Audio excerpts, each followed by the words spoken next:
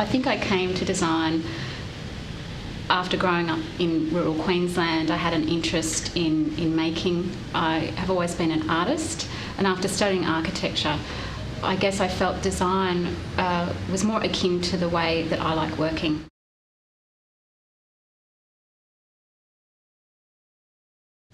I'm naturally attracted to patterns, but I'm not just concerned with their beauty.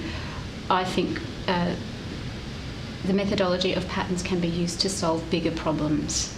I also really enjoy making things and places that people can enjoy and give them enlightening experiences.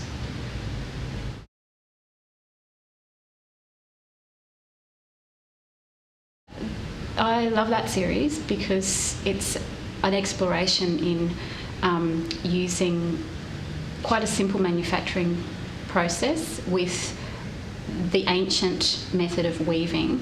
It's quite a playful set of objects that make up that series, and really it just shows the evolution of how you can use a material, and you can through a process of making, you can come up with lots of different objects that people can enjoy.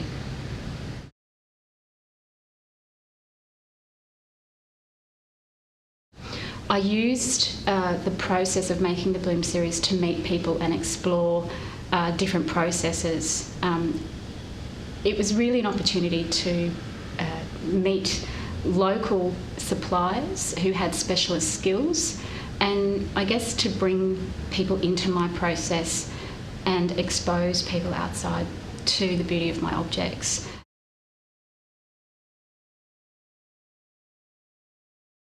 The form of tracelet's based on weaving in the Komodo series, and I guess I imagined that if you laid a soft fabric on top of one of the sculptural weavings and then traced those contours, you'd get the form of tracelet.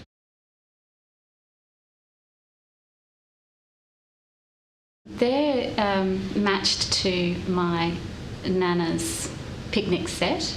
It's a Bakelite picnic set that she used to use we all used to use it when we go to the beach. And I guess a lot of my early exposure to craft and design was through my Nana. So she had travelled the world in the 60s, and when she came back, she brought a lot of rare antiques, ceramics, glassware back with her. And those things, growing up in rural Queensland, were really keys or doors to another world that really inspired me as a child.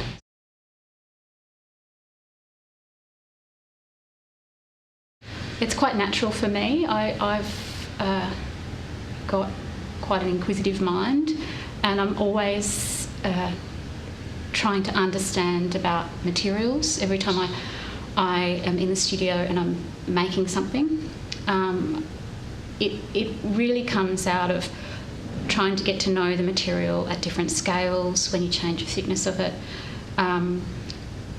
When you use it in different ways, I think you can always learn from the things around you, and especially the materials that you use to make, products and architecture and artwork.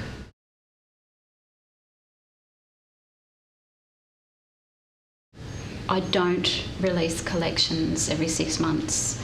I'm very aware that every time you do make something, that it's using natural resources. So whenever I'm making prototypes or going through a series of sculptural studies, I always use recycled materials, and often the end products also use recycled materials. And if I make something, it has to be meaningful.